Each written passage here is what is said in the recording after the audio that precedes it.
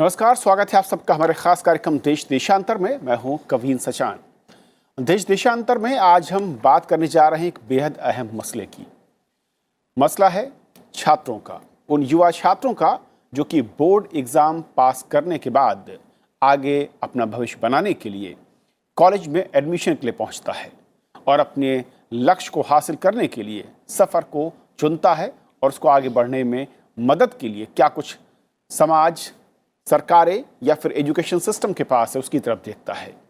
क्योंकि अब ये मौसम इस वक्त का है, इस महीने में नतीजों का यानी कि रिजल्ट का है और हम देख रहे हैं कि अलग अलग बोर्ड के 12वीं और 10वीं के नतीजे हमारे सामने आ रहे हैं। खुशी की बात है कि लगातार हम देखते हैं कि बच्चे मेहनत कर रहे हैं, अच्छे नतीजे आ रहे हैं और अब जो नंबर गेम है वो 90, 95 से बढ़कर 99 और 100 तक पहुँच रहा है। जहाँ एक तरफ ये खुशी की बात है, लेकिन इसके साथ साथ कुछ चिंताएं भी इसके साथ खड़ी होती हैं कि अलग अलग बोर्ड में क्या ये नंबर सिस्टम एक समान दिखता है या फिर कहीं इसमें अलग नंबर आए और उसका खामियाजा या उसका नुकसान किसे उठाना पड़ सकता है।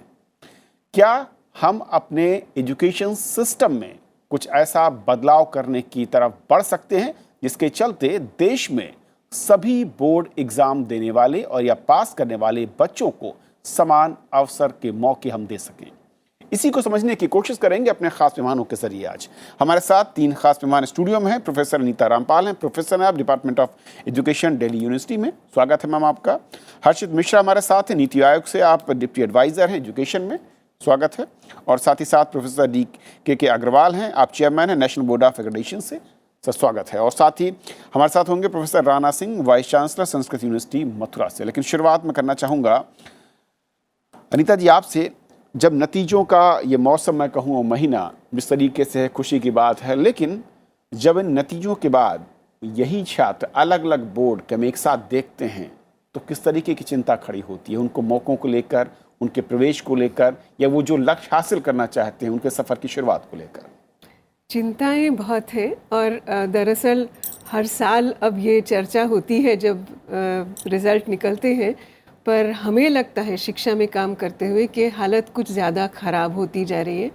क्योंकि जो जिस तरह के एक रिफॉर्म्स की बात थी कि हम इस तरह के इम्तिहान लें जिसमें कि उनकी अपनी गुणवत्ता, उनकी समझ को मैं अंडरलाइन करना चाहती हूँ, क्योंकि आजकल समझ का शब्द जो है बहुत कम इस्तेमाल हो रहा है।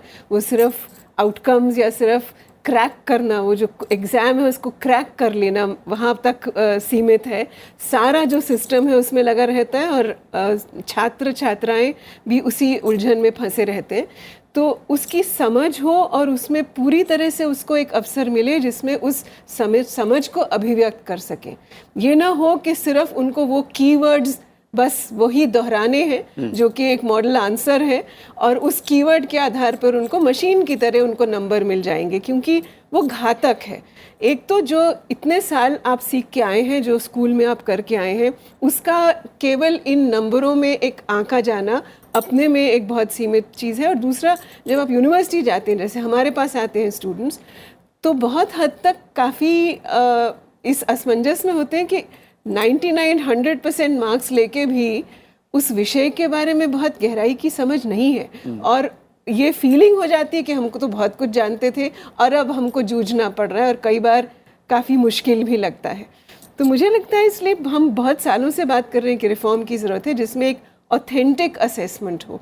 दुनिया में कई जगह इस तरह की एक प्रक्रिया शुरू हुई थी कि ऑथेंटिक परफॉर्मेंस, ऑथेंटिक असेसमेंट मतलब ये नहीं कि आपने बस एक नंबर तक हासिल कर लिया या कुछ एक जो अपेक्षित उत्तर था आपने बस वो दोहरा दिया तो आपको नंबर मिल गए, पर जो वास्तव में दिखाए कि आप कुछ कर सकते हैं, आप हाथों से भी कर सकते हैं, आप अपने अभिव्यक्ति में भी कर सकते हैं, लिखकर भी कर सकते हैं। तो इस तरह के असेसमेंट के लिए काफ़ी काम हुआ था, इंग्लैंड में भी हुआ था एक समय पर। और हम बल्कि जब कोशिश करते हैं, क्योंकि हमने देखा है, हमने अपनी रिसर्च में भी देखा है कि कई स्टूडेंट्स जो कि फ़ेल हो रहे हैं 8वीं में, गणित जो कि विषय जिसमें बहुत फेल होते हैं, उसमें मेरी स्टूडेंट ने पीएचडी भी किया है कि जब हम अलग ढंग के टास्क करते हैं, ऐसे अलग ढंग के असेसमेंट टास्क करते हैं जब उनको जूझना पड़ता है, समझ बनानी पड़ती है और एक संदर्भ को देखकर फिर करना पड़ता है कि क्या उसका कैसे उसको उस प्रक्रिया में कैसे जाएं, तो उनके नंबर या उनका ग्रेड या उनका जो परफॉर्मेंस है वो काफ़ी अलग होता है। एक और चीज़ जो अनीता जी, समझ की जब आप बात कर रही हैं, अलग अलग बोर्ड में जो मार्क्स पैटर्न है बहुत अलग अलग हैं, जो नतीजों के बाद जो नंबर मिल रहे हैं। अगर मैं 12वीं बोर्ड की बात करूं, यूपी बोर्ड की बात करें, महाराष्ट्र बोर्ड की बात करें, मध्य प्रदेश की बात करें, सीबीएसई के, कहीं पर बेंचमार्क 70% है, कहीं पर 99% है, कहीं पर 100% है। अगर उन सभी बोर्ड के मैं अलग अलग टॉपर को एक साथ खड़ा करूँ, तो क्या ये समझ आपको लगता है कि जो 100 वाला उसकी समझ बेहतर है, जिसकी 60 उसकी समझ कम है? नहीं, ऐसा नहीं है। और बल्कि इससे नुकसान दिल्ली में भी हमारे छात्रों को है जो बीएड करके, जिनको कभी 100 नंबर नहीं मिलते, कभी 90 नहीं मिलते बीएड दिल्ली यूनिवर्सिटी में, और जो एक अच्छा कोर्स है, एक अच्छी यूनिवर्सिटी मानी जाती है, पर जब यहाँ दिल्ली सरकार ने रिक्रूटमेंट किया था सिर्फ नंबरों के आधार पर, तो काफ़ी लोगों को नहीं मिली थी नौकरी, जो कि आज भी चल रहा है, क्योंकि वो गेस्ट टीचर्स थे और कई और बोर्ड्स थे जिसमें ज़्यादा नंबर थे। तो इसलिए ये कहीं और एक समतुल्यता बनाना, अलग अलग बोर्ड्स का किस तरह के सवाल पूछे जा रहे हैं और नंबर कैसे दिए जाएंगे, उसकी बहुत ज़रूरत है। हर्षित जी, क्योंकि मैं थोड़ा सा बस चर्चा को और व्यापक करना चाह रहा हूँ, क्योंकि हमारे देश में जो शिक्षा है कंकरेंट लिस्ट में आता है, ये मसला अलग अलग राज्य, केंद्र शासित प्रदेश, तकरीबन हर एक का अपना एक अलग बोर्ड, इसके अलावा कुछ अलग और बोर्ड हैं। ऐसे में ये जो एकरूपता होनी चाहिए थी, चाहे वो मार्किंग को लेकर हो या सवालों को पूछने का अंदाज हो या फिर पैरामीटर उन नंबरों को देने का, इसमें इतनी ज़्यादा विविधता या इसमें इतने ज़्यादा फर्क है कि क्या हम एक यूपी के छात्र टॉपर जो 60 या 65% ग्रेड पाता है, या एक सीबीएसई का जो कि 99% पाता है, क्या हम उसके साथ न्याय कर पा रहे हैं? उन दोनों को अगर एक साथ खड़ा करते हैं, और अगर नहीं तो फिर फॉल्ट क्या है? देखिए कविंद्र जी, पहले तो आप बिल्कुल सही कह रहे हैं कि विविधता है, और विविधता इसलिए है कि हमारे यहाँ 29 स्टेट एजुकेशन बोर्ड हैं, यूटीज़ के बोर्ड जो कि सीबीएसई बोर्ड है, और उसके अलावा सीबीएसई और आईसीएसई बोर्ड हैं। इन बोर्ड्स के अपने अपने सिलेबस हैं। जैसा आपने पहले कहा कि एजुकेशन कंकरेंट लिस्ट का सब्जेक्ट है, हर स्टेट में अपना उनका लोकल लैंग्वेज, उनके लोकल सब्जेक्ट्स भी हैं जो पढ़ाए जाते हैं। तो विविधता है, और विविधता को मैं समझता हूं कि हमें इस विविधता को सम्मान देना चाहिए। बट वहाँ पर एक क्वेश्चन आ जाता है कि क्या यूपी बोर्ड का जो टॉपर है या जो यूपी बोर्ड का 70% वाला है, क्या वो सीबीएसई बोर्ड के 70% वाले के समतुल्य है या नहीं। यहाँ पर मैं मानता हूँ कि एक रेशनलाइजेशन, एक इक्विवेलेंस होना चाहिए जो हमें निर्धारित करना चाहिए, जो यूनिवर्सिटीज़ को निर्धारित करना चाहिए। फॉर एग्जांपल दिल्ली यूनिवर्सिटी में मेरिट बेस पे सिलेक्शन होता है। अब मेरिट बेस पे सिलेक्शन होने में जो यूपी का 80 और 85% का व्यक्ति है, और जो सीबीएसई का 98 और 99% का जो बच्चा है, तो उन दोनों में कहीं कोई इक्विवेलेंस नहीं है। तो हमें इस गैप को, जो प्रॉब्लम है, इस प्रॉब्लम को एड्रेस करना होगा।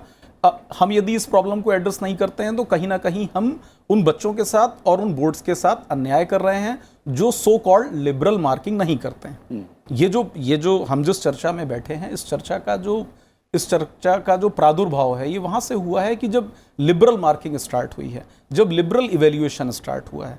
तो हमें ये देखना होगा कि लिबरल इवेल्युएशन और लिबरल मार्किंग किस हद तक लिबरल हो सकती है। मैं समझता हूँ इसमें ट्रेनिंग की आवश्यकता है। ट्रेनिंग न सिर्फ पेपर को सेट करने में, बल्कि ट्रेनिंग पेपर के एग्जामिनेशन के इवेल्युएशन में। और मैं आपको बताना चाहता हूं कि MHRD, department of school education and literacy, इसमें काफ़ी सारा काम कर रहा है। भारत सरकार इसमें काफ़ी सारा काम कर रही है। 2019-20 में, इस वर्ष में हमने NCERT के माध्यम से लगभग सारे राज्यों में, सारे टीचरों की मैं बात कर रहा हूँ, एक इंटीग्रेटेड ट्रेनिंग सेटअप को हमने तैयार किया है। अक्टूबर 2019 तक उन टीचर्स की प्रॉपर ट्रेनिंग हो जाएगी, और उन ट्रेनिंग में इवेल्युएशन का भी पार्ट है, उसमें पेपर सेटिंग का भी पार्ट है, और उन पेपर सेटिंग्स में इन चीज़ों का भी ध्यान रखा गया है कि रॉट लर्निंग को हम बढ़ावा ना दें, हम कॉम्पिटेंसी बेस्ड लर्निंग को बढ़ावा दें और कॉम्पिटेंसी बेस्ड इवेल्युएशन को भी बढ़ावा दें। यहाँ पर एक बात मैं आपसे और शेयर करना चाहूँगा कि भारत सरकार ने एक निर्णय लिया है कि हम PISA 2021 में भी पार्टिसिपेट कर रहे हैं। ठीक है, ये एक इंटरनेशनल लेवल का असेसमेंट है जिसका मैडम अभी बात कर रही थी। तो कुल मिला के मेरा पॉइंट जो है वो ये है कि भारत सरकार असेसमेंट की बारीकियों को समझ रही है, और इसका ये उदाहरण है कि हम PISA 2021 जैसी एक इंटरनेशनली एक्लेम्ड असेसमेंट में भाग लेने जा रहे हैं, और इसमें हमारे सारे केंद्रीय विद्यालय, सारे जवाहर नवोदय विद्यालय और यूटी ऑफ चंडीगढ़ के स्कूल इसमें पार्टिसिपेट करेंगे।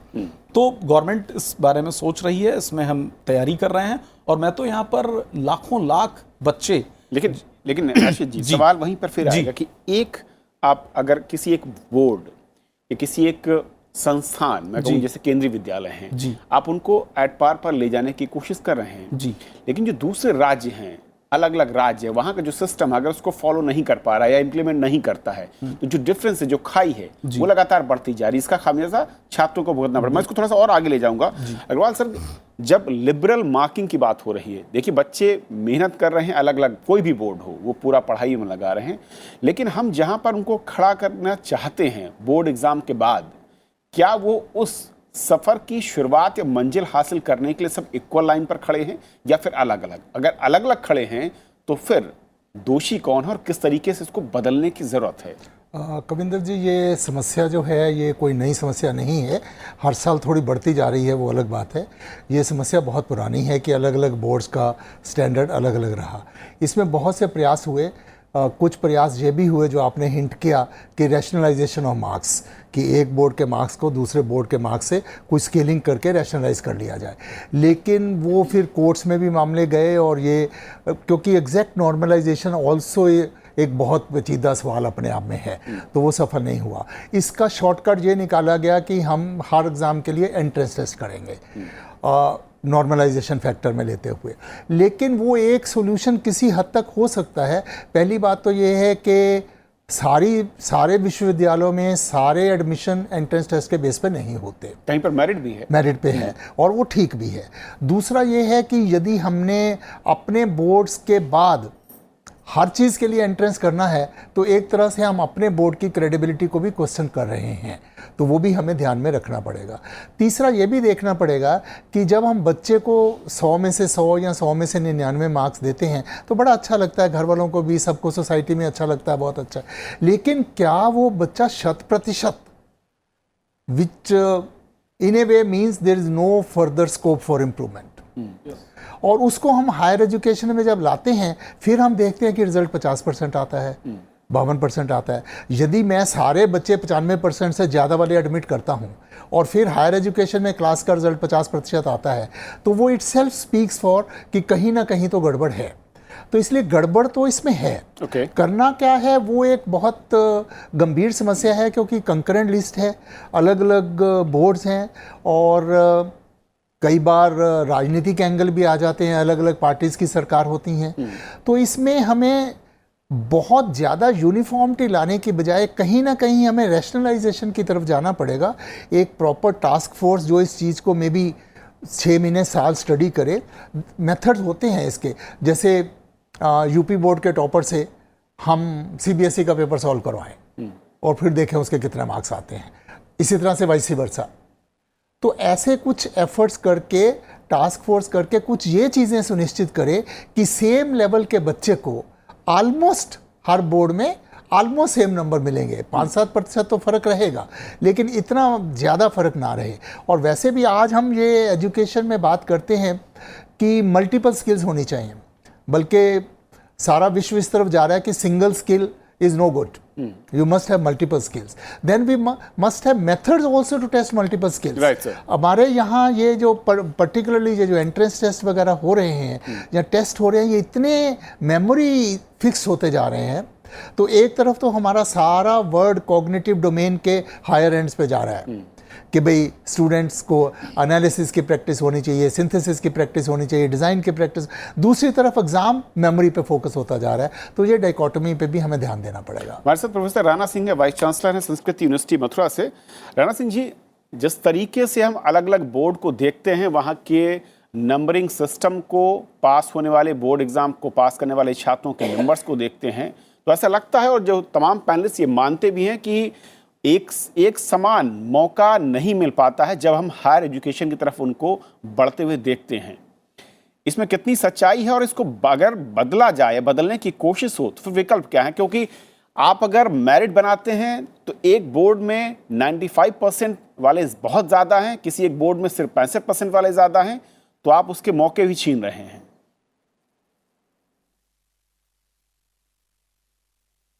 प्रासंगिक है, जब हम इसका मौलिक रूप से अध्ययन करते हैं तो अगर हम सेंट्रल बोर्ड को देखें और स्टेट बोर्ड्स को देखें तो सबसे पहले आज की तारीख में जो सबसे इंपॉर्टेंट जो ट्रांजिशन हो रहा है, करिकुलम का डॉक्यूमेंटेशन काफी सही तरीके से किया जा रहा है। लेकिन जब हम करिकुलम का डॉक्यूमेंटेशन करते हैं और कुछ इंटरनेशनल बेंचमार्क्स देखते हैं तो हमें ऐसा प्रतीत होता है कि डॉक्यूमेंटेशन ऑफ करिकुलम जो है बहुत इंपॉर्टेंट काम है, जिसमें हम तीनों चीजों को काफी ध्यान से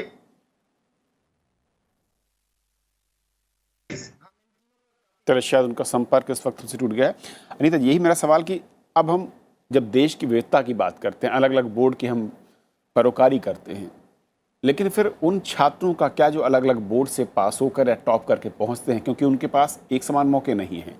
एंट्रेंस में आप 60% के ऊपर या कहीं कहीं पर 50% के ऊपर का जब बेंचमार्क लगा देते हैं तो कई सारे छात्र का वो अधिकार खत्म हो जाता है। तो रास्ता है क्या, कैसे इस सिस्टम को हम स्ट्रीमलाइन कर सकते हैं? इसमें दोनों, एक तो विविधता बनी रहनी चाहिए, क्योंकि शिक्षा जो है वो जो ज्ञान अर्जन करना है और जो ज्ञान सृजन होना चाहिए वो अपने ही सांस्कृतिक रूट से निकलता है और उसका एक संदर्भ है।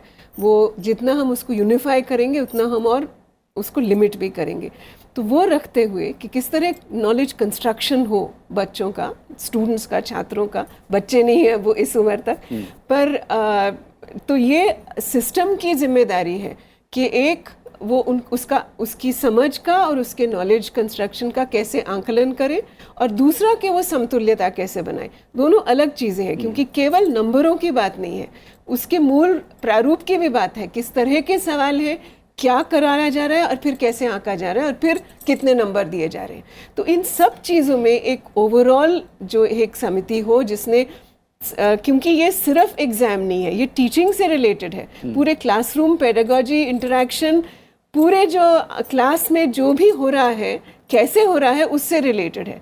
सिर्फ एक एग्जाम ले लिया आपने तो फिर आपने उसको बिल्कुल एक तुच्छ प्रक्रिया बना दी, क्योंकि हुआ क्या सारा साल उससे आपने रिलेट नहीं किया।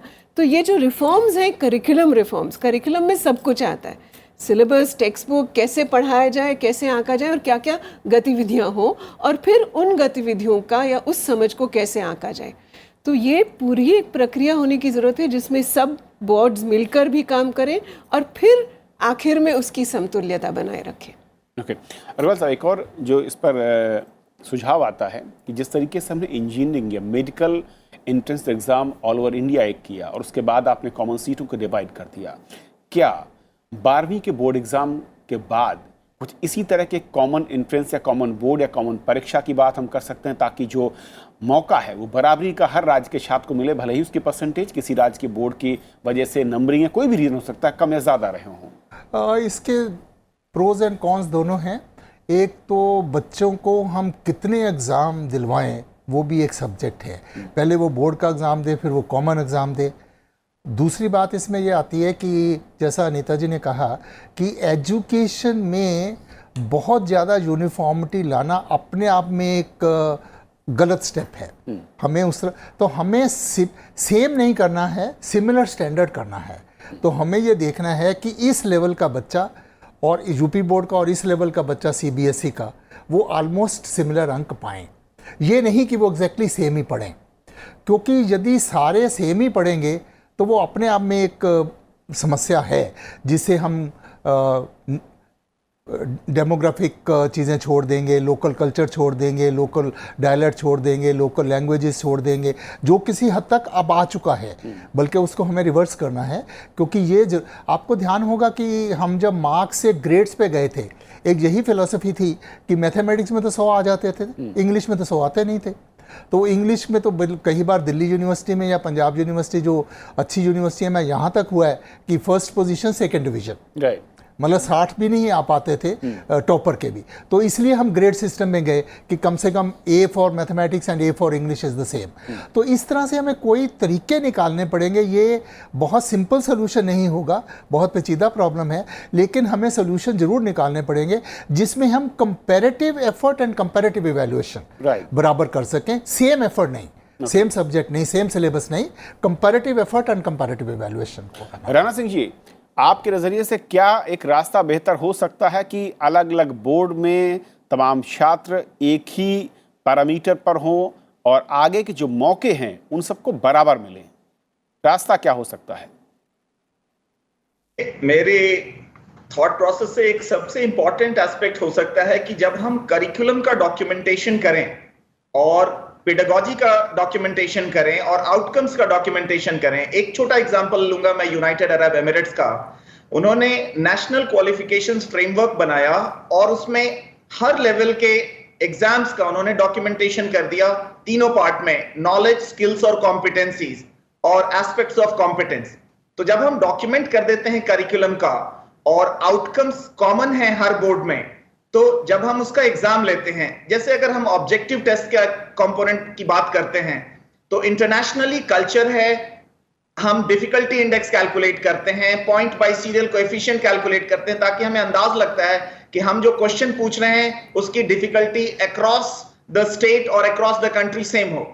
तो जब हम स्टैटिस्टिकल टेस्ट का इस्तेमाल करके आकलन करें और उसको हम इंटीग्रेट कर दें state government as well as central government में, तो वी विल हैव, हमें पॉलिसी लेवल पे बदलाव लाने पड़ेंगे ताकि स्टेट गवर्नमेंट और सेंट्रल गवर्नमेंट जो टीचिंग, लर्निंग और असेसमेंट की बेस्ट प्रैक्टिसेस हैं उनको कॉमन कर सकें और उसको हम इंटरनेशनल डायमेंशन से थोड़ा सा मिलता जुलता कर लें।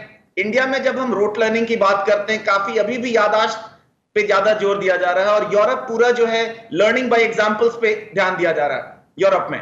तो अब इन दोनों के बीच का रास्ता निकाल के हमें ऐसा करना पड़ेगा, चूंकि एजुकेशन कंकरेंट लिस्ट पे है, एक पहला ऑप्शन हो सकता है कि हम इसको कंकरेंट लिस्ट से सेंट्रल लिस्ट पे लाएं ताकि स्टेट और सेंट्रल हमेशा एक कॉमन लाइन पे हो, ताकि थ्रू आउट द स्टेट, सारे स्टेट्स में एक कॉमन पैरामीटर्स बन जाए, बच्चों को इवैल्यूएशन में कोई दिक्कत। ओके सर, एक आखिरी कमेंट हर्षित जी, क्या बेहतर विकल्प है कि जिसकी तरफ हमें बढ़ने या फिर मैं कहूँ कि चर्चा या फिर विचार विमर्श और बैठकों के साथ हमें कुछ सोचना होगा? देखिए, हमारे पास ऑलरेडी अभी प्रोफेसर साहब बात कर रहे थे करिकुलम की।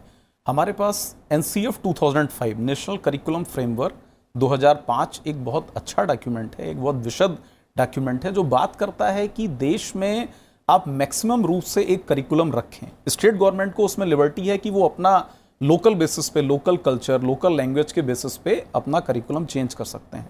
तो अगर हम सारे स्टेट बोर्ड मिलकर के ये फैसला करें कि हम NCF के प्रावधानों के अनुसार अपने करिकुलम को डिज़ाइन करेंगे, 10th का हो, 12th का हो, तो काफ़ी हद तक एक इक्विवेलेंसी को प्राप्त किया जा सकता है, नंबर 1। नंबर 2, एग्जामिनेशन रिफॉर्म्स की बात करें तो NCF 2005 के बेसिस पर नेशनल फोकस ग्रुप एक बनाया गया था, CBSE ने बनाया था और 2010-11 तक उस पर काफ़ी काम हुआ और एग्जामिनेशन रिफॉर्म्स को लेकर के उसकी रिपोर्ट्स भी आ चुकी हैं।